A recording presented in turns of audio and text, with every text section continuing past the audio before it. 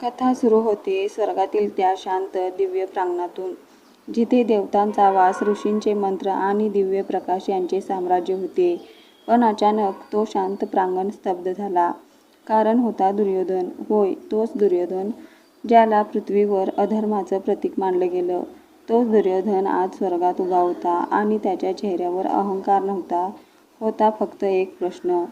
तो हळू आवाजात श्रीकृष्णाकडे पाहतो आणि म्हणतो, माधवा, जर धर्म नेहमी सत्याच्या बाजूने असतो तर युद्धात छल का झाला?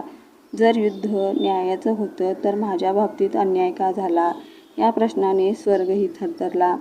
देवतांनी एकमेकांकडे पाहिलं. आज सत्याचा नवा अर्थ उलगडणार होता. श्रीकृष्ण मंद हसले, पण त्या हास्यामध्ये करुणा होती, गंभीरता होती आणि एक खोल उत्तर दडलेलं होतं. काही क्षणांच्या मौनानंतर कृष्ण म्हणाले, दुर्योधना, धर्म नियमांनी ठरत नाही.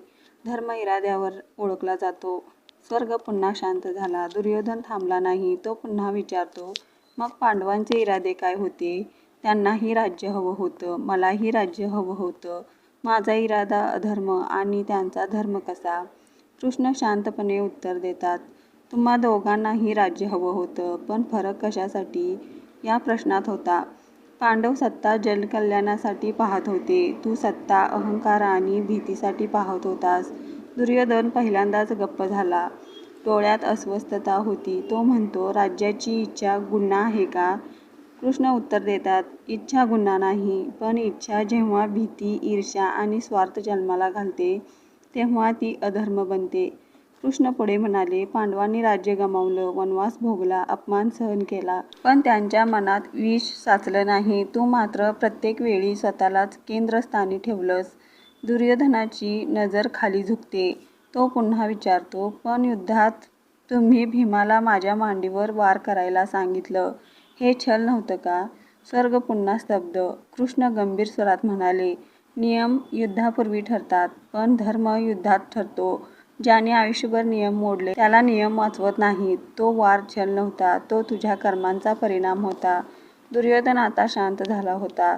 तो शेवटचा मोठा प्रश्न विचारतो, मग मी इतका चुकीचा होतो तरी मला स्वर्ग का मिळाला? कृष्ण म्हणाले, कारण तू कायर नव्हतास. तू योद्धा होतास. स्वर्ग वीरतेचा सन्मान करतो. मोक्ष मात्र धर्म पाहतो. स्वर्ग कर्मामुळे मिळतो. मोक्ष अहंकार संपल्यावर मिळतो. दुर्योधन डोळे मिटतो. तो हळूच म्हणतो, मग माझा पराभव पांडवांनी केला नाही, माझ्याच अहंकाराने केला. कृष्ण मान हलवतात. मनुष्याचा सर्वात मोठा शत्रू बाहेर नसतो, तो आत असतो. स्वर्ग पुन्हा शांत झाला. आणि ही कथा इथे संपत नाही, कारण हा प्रश्न आजही आपल्यासाठी आहे.